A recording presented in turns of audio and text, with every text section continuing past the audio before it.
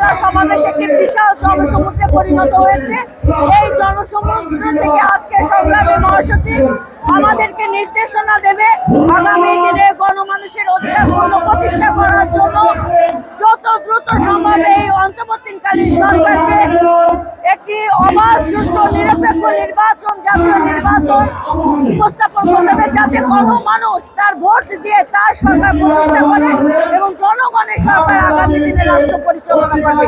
একই সাথে আইন শৃঙ্খলা বাহিনীর অবনতি, দ্রব্যমূল্যের ঊর্ধ্বগতি সীমাহীন বেড়েছে এবং আওয়ামী ফ্যাসিবাদের দোসররা এখনো নানা ষড়যন্ত্র করছে।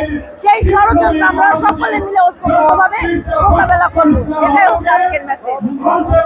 আজকে সমাবেশ হলো যে সারা দেশে নিত্য প্রয়োজনীয় দ্রব্যমূল্য বেড়ে গেছে, আইন শৃঙ্খলা অবনতি হচ্ছে। আমরা এই সরকার কাছে জনগণ বারবার দাবি করছে যাতে যৌক্তিক সময় নির্বাচন দিবে। সরকার সে ব্যাপারে স্পষ্ট কিছু না বলে নতুন কিছু ফর্মুলা বের করছে যে স্থানীয় সরকার নির্বাচন নাকি তারা আগে দিবে।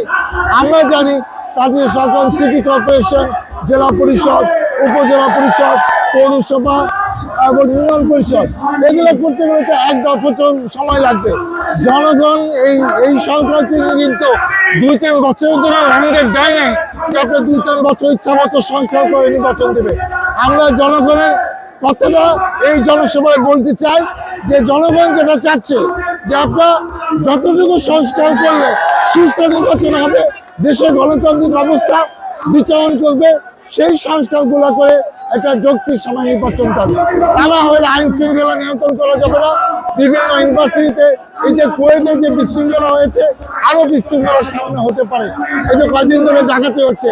আমরা চাই যে যত তাড়াতাড়ি নির্বাচনের রোডম্যাপ ঘোষণা করে আপনি একটা নির্বাচিত সরকারের কাছে ক্ষমতা ফিরিয়ে দেন, তাহলে দেশে আইন শৃঙ্খলা ভালো হবে। এটাই জনগণের প্রত্যাশা।